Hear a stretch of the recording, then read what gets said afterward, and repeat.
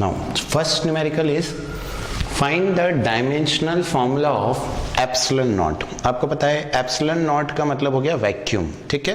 तो epsilon naught का dimensional formula आपको निकालना है। क्या आएगा? फोर्स का फॉर्मूला है 1/4 epsilon naught q1 q2 upon r square, use करते हैं हम लोग। देन मुझे अगर epsilon naught का डायमेंशन निकालना है तो इसको इधर ले जाके f को नीचे ले लें। देखिए 4 तो एक नंबर है, नंबर का कोई डायमेंशन होता नहीं है। बचा क्या? Epsilon not. तो एप्सिलॉन नॉट को उधर ले गए, एफ को नीचे ले आए, ठीक है। तो एप्सिलॉन नॉट Q1 Q2 ऊपर ही रहा, एफ नीचे आ गया, F R square.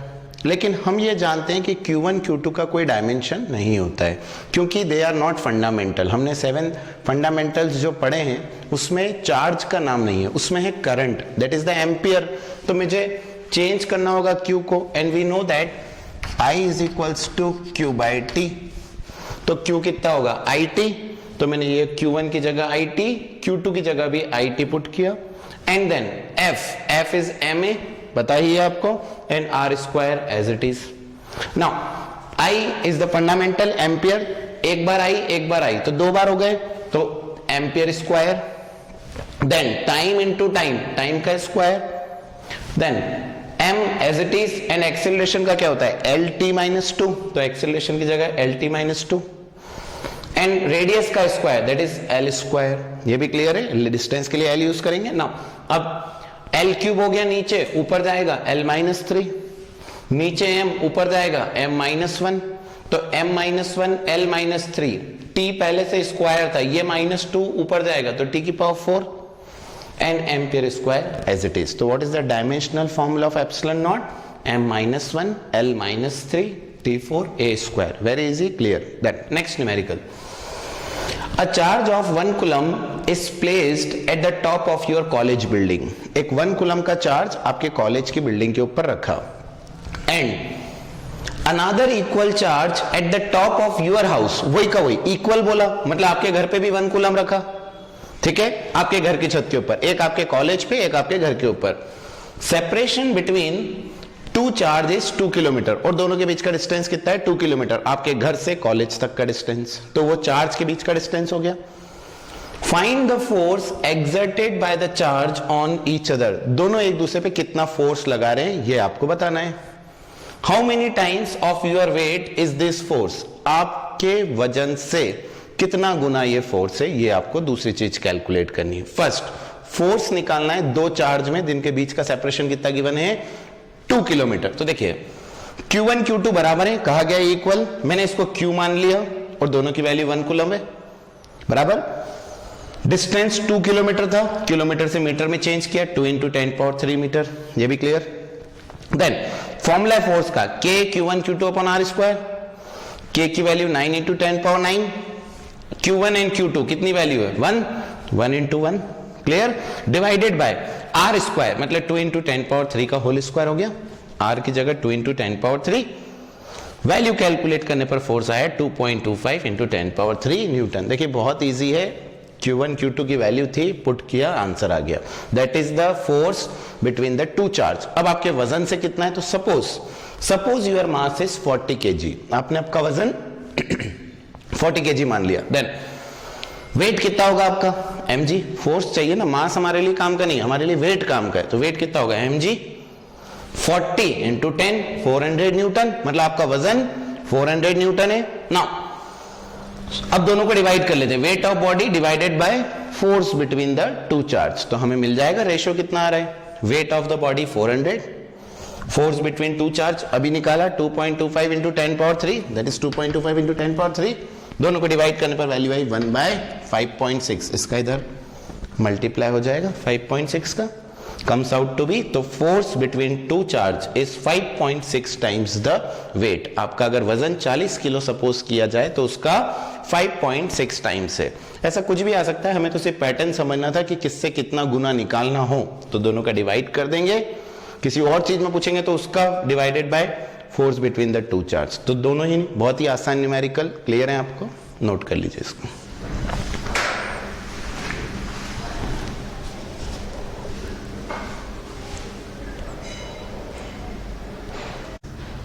Now next numerical is at what separation क्या पूछा जा रहा है, distance, should two equal charge, और जो चार्ज गिवन है दोनों इक्वल हैं, चार्ज 1 कूलम, आपको दो चार्ज गिवन है 1 कूलम के, उनके बीच का सेपरेशन निकालना है, be placed so that the force between them equals the weight of a 50 kg person.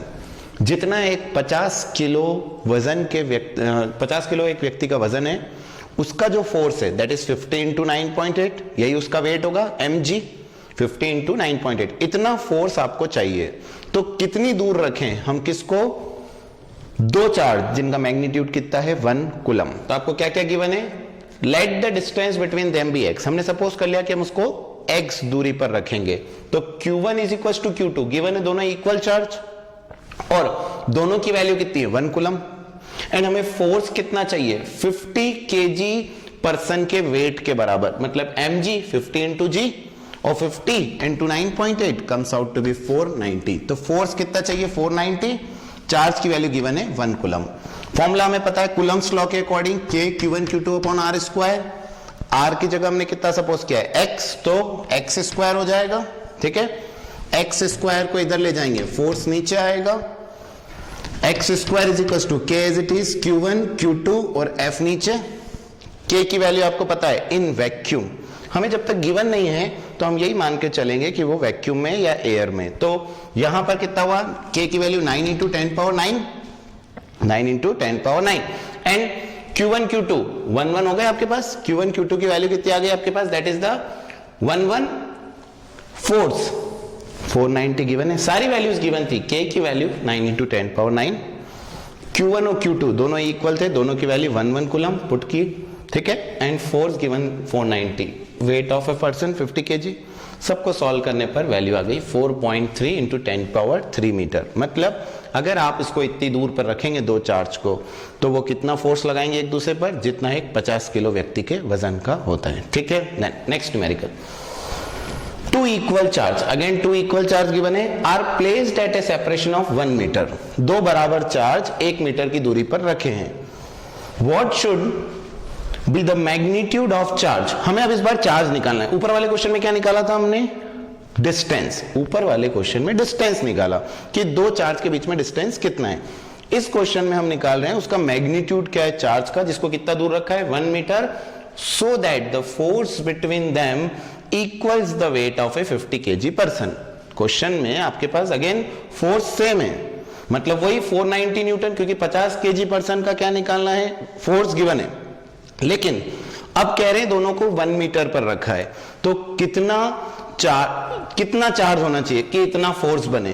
पहले क्या क्वेश्चन था 50, अभी भी फोर्स वही था 50 किलो का, लेकिन चार्ज की वैल्यू गिवन थी, पूछा था कितनी दूर रखें, इस बार दूरी गिवन है 1 मीटर और पूछ रहे क्या चार्ज होगा, तो इस बार हमें क्या निकालना है चार्ज। नाउ तो let the charge be q, distance between them 1 metre given है, फोर्स किसके बराबर गिवन है, वेट ऑफ 50 kg पर्सन, जो कि कितना होगा mg 50 into 9.8 490, force 490, distance 1 metre, f is equal to k q1 q2 upon r square, पहले given है equal charge, q1 q2 becomes q square, q मान लिया, q square divide by r square, k की value 9 into 10 power 9, q निकालना है तो q square as it is, distance 1 का square 1 metre given है, और फोर्स 490, ये निकाला, सारी वैल्यू सॉल्व करने पर q आ गया 2.3 into 10 power minus 4 coulomb. Very easy numerical, अभी तो सिर्फ वैल्यू पुट कर रहे हैं और आ रहे हैं आंसर। हमें डिस्टेंस गिवन था, फोर्स भी गिवन था, चार्ज निकाला, ऊपर में चार्ज गिवन था, फोर्स गिवन था, और हमने डिस्टेंस निकाला। वेरी इजी, नोट कर लीजिए।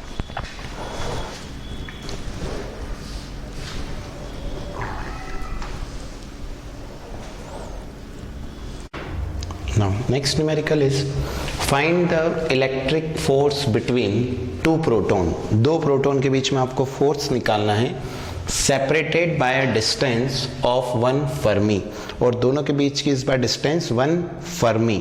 आपको याद रखना है 1 Fermi is the unit which is used to express the nucleus size। अगर मैं आपसे न्यूक्लियस की साइज पूछूंगा फर्मी में बताई जाती है, ठीक है, और 1 फर्मी होता है 10 पावर माइनस 15 मीटर, मतलब दो प्रोटॉन कितनी दूरी पर हैं, 10⁻⁻15 मीटर, और हमें उनके बीच का क्या निकालना है, फोर्स। नाउ तो चार्ज ऑन ईच प्रोटॉन आप सभी को पता होना चाहिए, प्रोटॉन का चार्ज 1.6 इंटू 10⁻⁻19 कूलम, यही इलेक्ट्रॉन पे होता है माइनस में, प्रोटॉन पे 1.6 into 10⁻⁻19 coulomb. Distance 1 fermi 10⁻⁻15 metre. Value put करेंगे, F is equal to K Q1 Q2 upon R square, K की जगह 9 इंटू 10⁻9, दोनों ही प्रोटॉन हैं तो Q1 Q2 दोनों के same value, divided by distance कितना गिवन है R 10⁻⁻15 का होल स्क्वायर, पुट कर दिया, सारी वैल्यू सॉल्व करने पर आ जाएगा 230 न्यूटन। तो वेरी इजी, फिर वैल्यू पुट करना है आपको, दो चीजें पता होना चाहिए, प्रोटॉन पे charge and distance between the proton. Then next question, two charges 2 into 10⁻⁻6 and 1 into 10⁻⁻6 are placed at a distance of 10 centimeter. Where should a third charge be placed such that it experience no net force due to this charge? कि इनके बीच में कोई force नहीं लगना चाहिए। दो charge कौन कौन से हैं, 2 into 10⁻⁻6 और 1 into 10⁻⁻6। नाउ तो क्वेश्चन में हमें Q1 Q2 की वैल्यू तो गिवन है, दोनों के बीच का डिस्टेंस इनिशियली कितना गिवन है, 10 सेंटीमीटर। तो देखिए मैंने यहां सपोज किया है Q1 Q2 separated by distance 10 centimetre. Now suppose करना है, हमें पूछा जा रहा है किस जगह पर कोई फोर्स नहीं लगेगा, किस जगह पर, इन दोनों के बीच में। सपोज कर लिया यहां एक चार्ज है एट डिस्टेंस x, यहां से लेके यहां तक x, इस पॉइंट पर कोई फोर्स नहीं लग रहा है, तो यहां से कितना बचेगा, दैट इज 10-x, टोटल 10 है, इधर से x, तो इधर से कितना बचा, 10-x। ना Q1 और Q में कितना फोर्स है, तो 1 से Q, देखिए किसी भी तरह के क्वेश्चंस आते हैं फोर्स 0, तो इधर का फोर्स उधर का फोर्स दोनों को इक्वेट करो, आंसर आएगा। दैट मीन्स Q पॉइंट पर फोर्स 0 करना है, तो जितना फोर्स ये इस पर लगाएगा अगर उतना ही वो लगा दे तो नेट 0 हो जाएगा ना इस पे, ये भी रिपेल करेगा, प्लस है वो भी रिपेल करेगा, दोनों ही रिपेल नहीं करेंगे, नेट फोर्स कितना हो जाएगा, 0। तो पहले इन दोनों के बीच में K Q1 Q2 upon R square, Q1 कितना है हमारे पास, 2 इंटू 10⁻⁻6, Q2 Q मानेंगे, K Q1 Q upon X square, clear है, X is the distance. Similarly Q2 और Q के बीच में तो F2Q 2Q बराबर, जैसे यहां मैंने लिया 1Q, इधर से 2Q, कितना होगा K Q1 इंटू Q, तो Q1 हमारे पास इस बार ये है, that is the Q2, Q2 की वैल्यू कितनी है, 1 into 10⁻⁻6 into Q upon R square में इस बार 10-x का होल स्क्वायर। क्योंकि मैं कह रहा हूं नेट फोर्स कितना होना चाहिए, 0, तो दोनों को क्या कर देंगे, equate, F1Q is equal to F2Q, दोनों की वैल्यू पुट करी बराबर, क्योंकि मैंने कहा नेट फोर्स के लिए हमारे पास कंडीशन क्या है, फोर्स शुड बी 0। देन ये वैल्यू एज इट इज, ये वैल्यू एज इट इज, दोनों में 9 into 10⁻9 cancel out, 10⁻⁻6 cancel out, Q cancel out. X की वैल्यू जो हमने सॉल्व करी वो आई 5.9, 5.9 इस तरफ से, किस तरफ से, Q1, तो मैं क्या कहूंगा 5.9 सेंटीमीटर Q1 से यहां पर जो फोर्स लगा है वो कितना हो जाएगा, 0। तो कोई भी क्वेश्चन इस तरह का आता है तो हमें कैसे सॉल्व करना है, दोनों का फोर्स निकालेंगे, बीच में वैल्यू 0 होना चाहिए, दैट्स ऑल, इसको नोट करिए, दैट्स इट।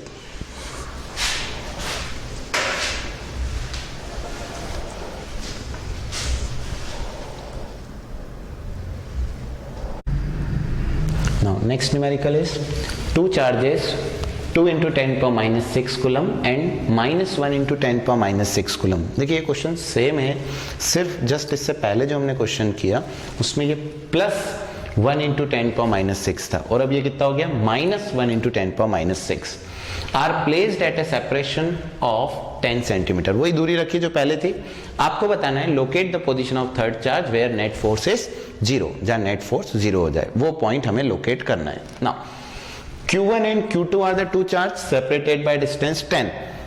इससे पहले वाले क्वेश्चन में आपने Q यहां बीच में सपोज किया था, लेकिन अब मैं Q इधर सपोज कर रहा हूं, ऐसा क्यों, आप समझिएगा, पहले वाले में हमसे जो Q2 था दोनों प्लस प्लस थे, इस बार Q2 माइनस है।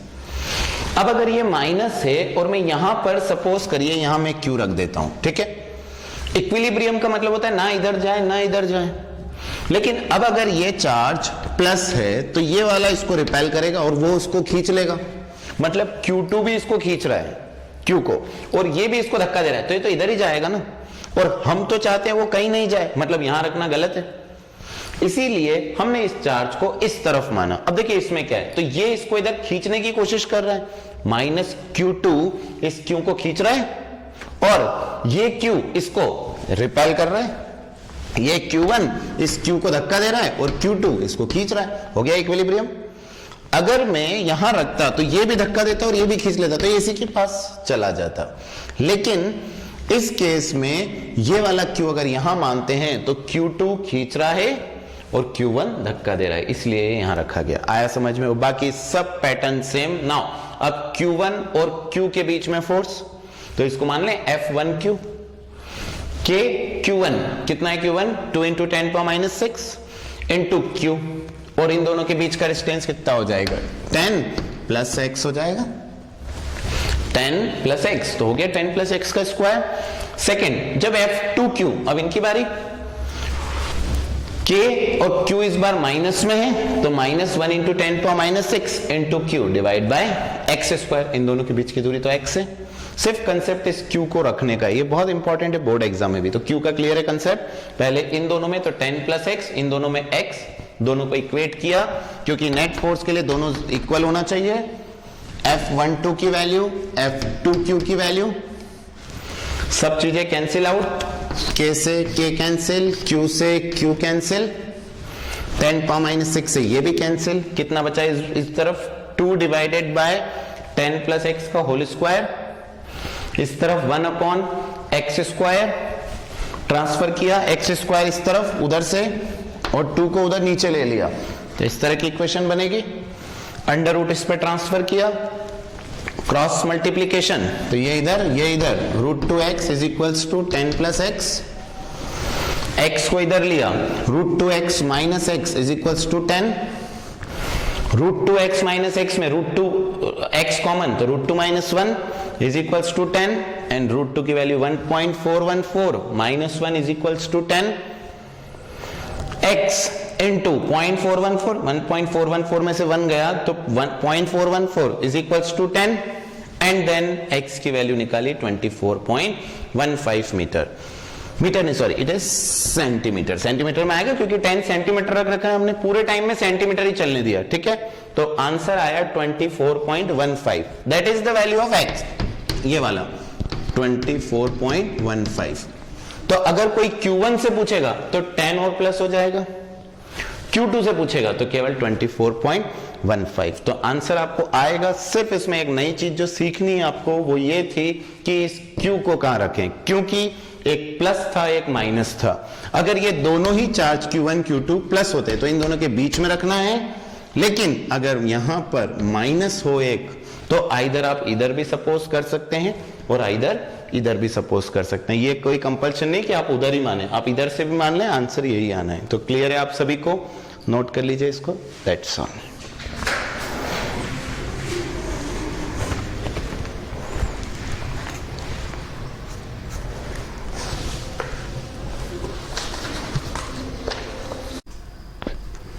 Now, next numerical is two charged particles are placed at a distance 1 centimetre apart.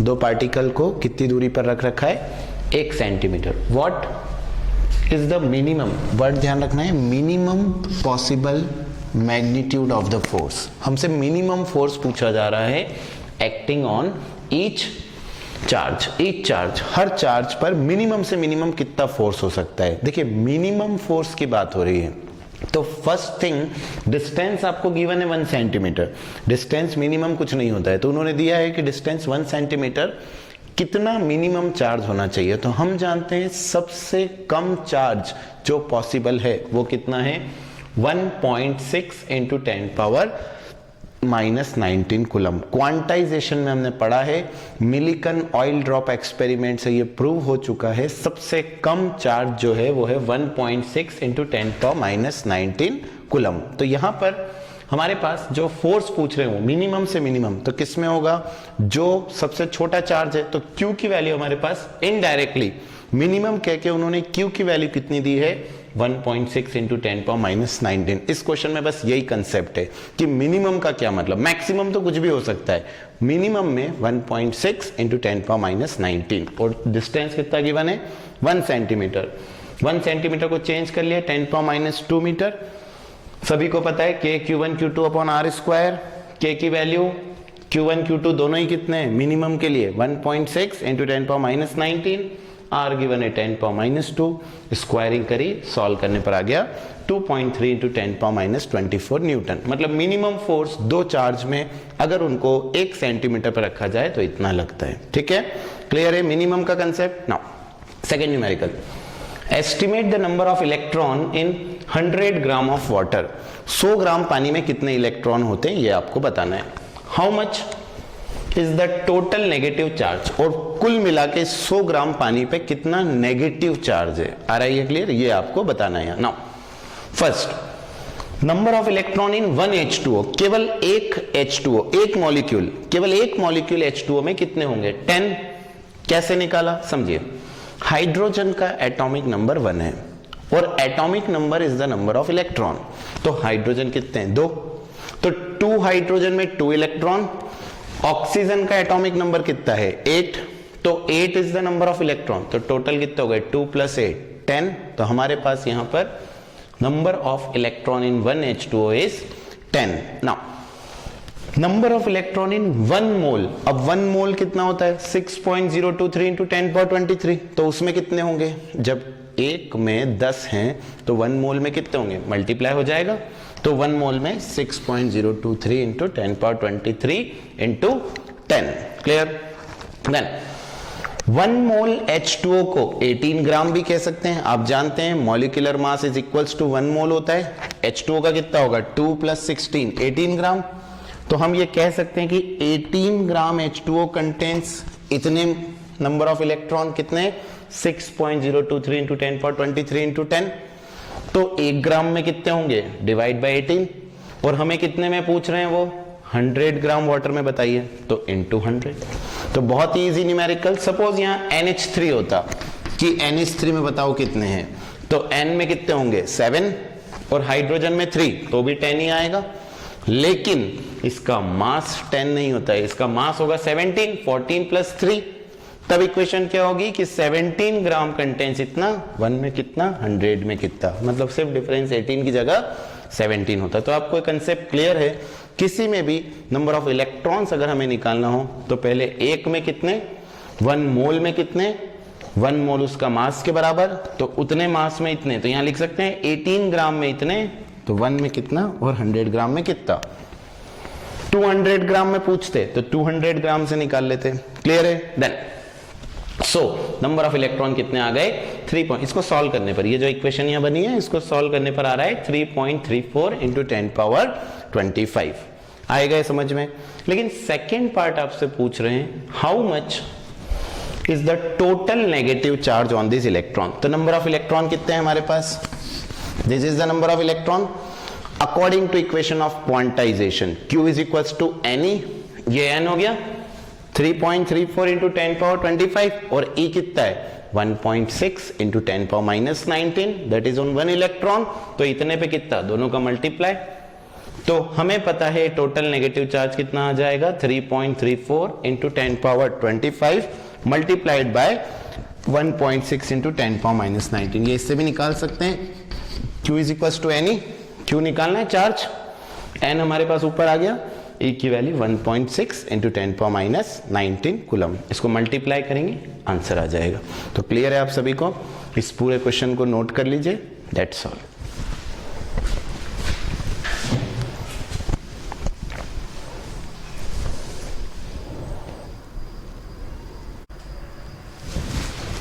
Now next numerical is suppose all the electron of 100 gram H2O are lumped together, मतलब हमने सारे electron को गुच्छा बना दिया, कितने 100 gram water, to form a negatively charged particle, मतलब सबको इकट्ठा कर लिया 100 ग्राम वाटर में। अभी अभी न्यूमेरिकल किया कि 100 ग्राम वाटर में कितने अपने पास इलेक्ट्रॉन्स हैं, उन सबको इकट्ठा कर लिया और एक बॉडी बना ली, और वो कौन सी हो गई, negatively charged. Then negatively charged particle and the nuclei are lumped together to form a positively charged particle, और सारे न्यूक्लियस को एक साथ कंबाइन करके एक पॉजिटिवली चार्ज बना लिया, तो एक नेगेटिवली चार्ज हो गया और एक पॉजिटिवली चार्ज। फिर if these two particle are placed 10 centimetre away from each other, मतलब एक गुच्छे में तो अपन ने किसको ले लिया, सारे इलेक्ट्रॉन जो 100 ग्राम वाटर में, एक गुच्छे में किसको ले लिया, सारे न्यूक्लियस को, और उन दोनों को कितना दूरी पर रख दिया, 10 सेंटीमीटर। फिर पूछ रहे हैं find the force of attraction between them, उनके बीच में कितना फोर्स ऑफ अट्रैक्शन है, ये आपको निकालना है। Clear? Now number of electron in 100 gram water, अभी अभी निकाले 3.34 into 10 power 25 number of electron, and total charge Q is equal to N, n की जगह 3.34 इंटू 10 पावर 25 और E की जगह 1.6 इंटू 10 पावर माइनस 19, कितना आएगा 5.34 इंटू 10 पावर 6 कूलम। तो ये हमारे पास चार्ज आ गया उस एक लंप का, क्योंकि मुझे आपको पहले ही बता चुका हूं पहले न्यूमेरिकल में कि 3.34 into 10 power 25 is the number of electron, उसमें E का मल्टीप्लाई होगा तो क्या हो जाएगा, that is the total charge, तो ये पूरे लंप पे चार्ज आ गया। Now similarly total charge of proton भी इतना ही होगा, बस प्लस में होगा, जो माइनस में है वो प्लस में होगा, तो एक लंप प्लस का एक लंप माइनस का, एक पे चार्ज 5.34 इंटू 10 पावर 6। इस क्वेश्चन के लिए हमें पुराना वाला आना जरूरी है, क्योंकि वहीं से हमने निकाला है कि 100 ग्राम वाटर में कितने इलेक्ट्रॉन्स होते हैं, 3.34 इंटू 10 पावर 25, और उसमें Ne का मल्टीप्लाई करके हमने वो निकाला है। क्लियर? देन फोर्स का formula K Q1 Q2 upon R square, अब तो बहुत इजी, K की वैल्यू 9 इंटू 10 पावर 9, चार्ज दोनों हमारे पास हैं Q1 Q2, R की वैल्यू कितनी है 10 सेंटीमीटर, तो 10 बाय 100 मीटर के लिए 10 पावर माइनस 1, तो 10 पावर माइनस 1 का होल स्क्वायर। इसके बाद तो सिर्फ वैल्यू पुट करिए और आंसर आ गया 2.56 इंटू 10 पावर 25 न्यूटन। तो क्लियर है? पिछले क्वेश्चन से आपने इलेक्ट्रॉन पे चार्ज निकाला और उन दोनों को पुट करके सॉल्व करा। उन्होंने कहा एक पूरा गुच्छा प्लस का हो गया, एक पूरा गुच्छा माइनस का हो गया, दोनों को कितनी दूरी पर रखा, 10 सेंटीमीटर, फोर्स आ गया। ठीक है? Next numerical, consider a gold nucleus, gold का न्यूक्लियस लिया, to be a sphere of radius 6.9 fermi, एक पूरा न्यूक्लियस जो है, केवल न्यूक्लियस, बाहर एटम की बात नहीं हो रही है, न्यूक्लियस को क्या मान लिया, एक sphere, in which proton and neutron are distributed, जिसमें कुछ प्रोटॉन और न्यूट्रॉन है, ये तो आप जानते हैं न्यूक्लियस में proton and neutron. Find the force of repulsion, किस में लगेगा फोर्स ऑफ रिपल्शन, केवल प्रोटॉन्स में, न्यूट्रॉन में कुछ नहीं होगा, न्यूट्रॉन आर न्यूट्रल, कोई चार्ज नहीं होता है, तो रिपल्शन केवल किस में होगा, प्रोटॉन्स में। Between two proton situated at largest separation, देखिए न्यूक्लियस में वैसे ही बहुत ही टाइटली पैक्ड होते हैं, तो सबसे ज्यादा दूरी पर वो कितने हो सकते हैं, जस्ट एक दूसरे को टच करते हुए, ओवरलैप कर नहीं सकते, इससे ज्यादा दूर हो नहीं सकते, क्योंकि न्यूक्लियस पहले ही बहुत छोटा है, तो जो अलाउड डिस्टेंस है उनको यही रहेगा ना। अब हमें दिया है एक की रेडियस r और दूसरे वाले की भी r, तो टोटल दोनों के बीच का सेपरेशन कितना हो गया, 2r, क्योंकि हमने पढ़ा है कूलम्स लॉ में, it is a central force, distance is always measured from centre, तो 2r आएगा हमारे पास। क्लियर है? ये वाला डिस्टेंस यही हमें चाहिए था। चार्ज ऑन प्रोटॉन आपको पता है 1.6 इंटू 10 पावर माइनस 19, तो इस न्यूमेरिकल का कंसेप्ट क्या है, लार्जेस्ट डिस्टेंस, बस इतना पता होना चाहिए, लार्जेस्ट डिस्टेंस क्या होगा, एक रेडियस r, एक रेडियस r, हो गया total 2r।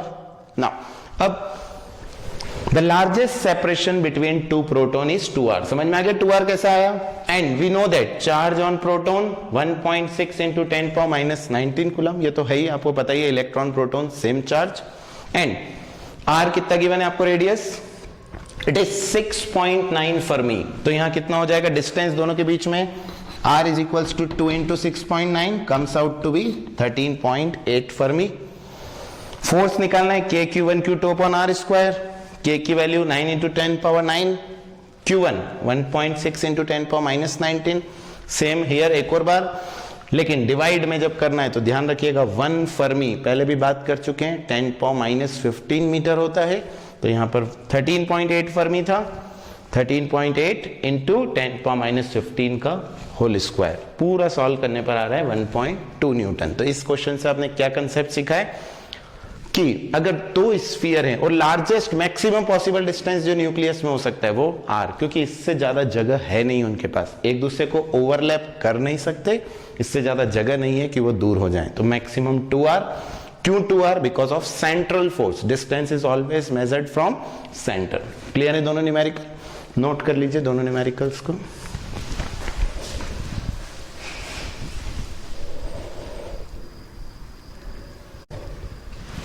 Now, next numerical is two insulating small sphere are rubbed against each other। दो स्फीयर लिए, हमने उनको आपस में एक दूसरे से रब किया एंड प्लेस्ड 1 सेंटीमीटर अपार्ट। दो न्यूट्रल थे पहले, उनको लिया, रब किया, वापस एक दूसरे से दूर कर दिया। कितनी दूर रख दिया?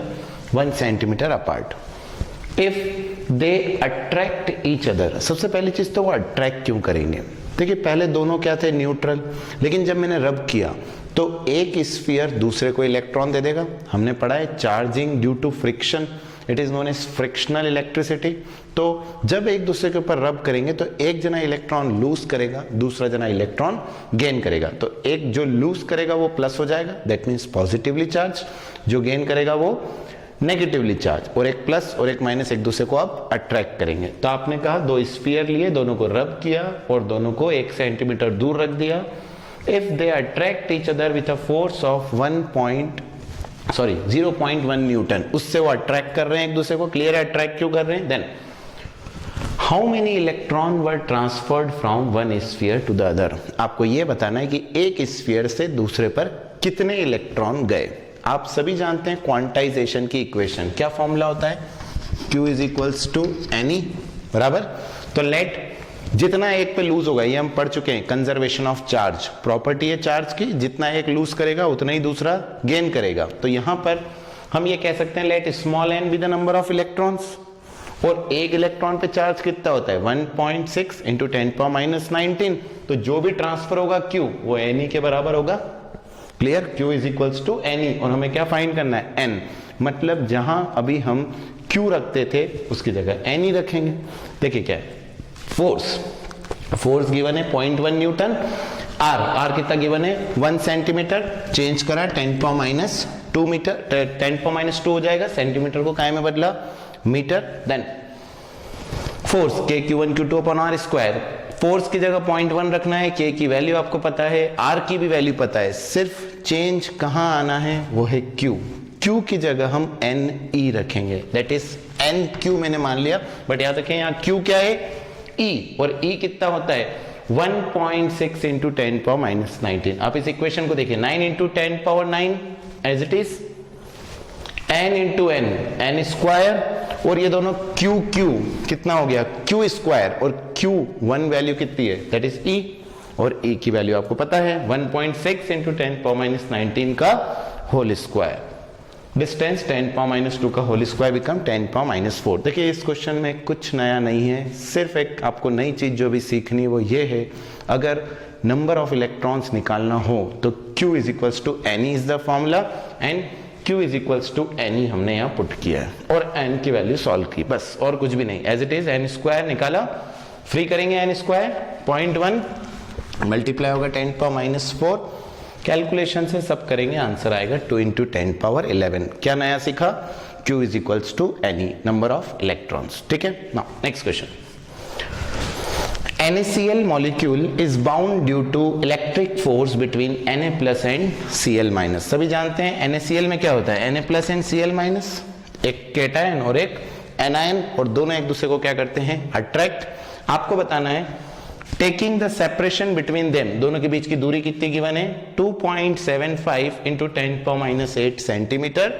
Find the force of attraction, दोनों के बीच में कितना फोर्स ऑफ अट्रैक्शन है ये आपको निकालना है। ठीक है, सेपरेशन गिवन है, फोर्स निकालना है अट्रैक्शन का। ना बहुत इजी, Na प्लस मतलब एक इलेक्ट्रॉन लूज, Cl माइनस मतलब एक इलेक्ट्रॉन गेन, और आपको एक NaCl में निकालना है, तो Na प्लस पे इनडायरेक्टली कितना चार्ज हुआ 1.6 इंटू 10⁻19, और Cl पे कितना हुआ माइनस में 1.6 इंटू 10⁻19।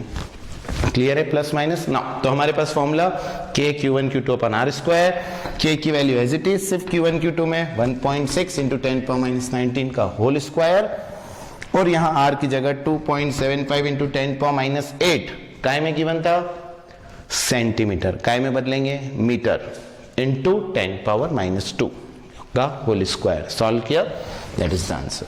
तो ऊपर वाले क्वेश्चन जैसा ही है, उसमें 2 रब किया था, यहां रब नहीं करके Na ने इलेक्ट्रॉन लूज करा, Na ने इलेक्ट्रॉन लूज किया, Cl ने गेन किया। जो लूज करता है उस पे प्लस आता है, जो गेन करता है उस पे माइनस आता है। Na प्लस पे प्लस आ गया, तो प्लस पे कितना चार्ज 1 प्लस का 1.6 इंटू 10⁻19, Cl माइनस का वही चीज माइनस में आएगी, दोनों एक दूसरे को अट्रैक्ट करेंगे, सेपरेशन गिवन था, सिंपल वैल्यू पुट करी और आंसर। नोट कर लीजिए इस क्वेश्चन को।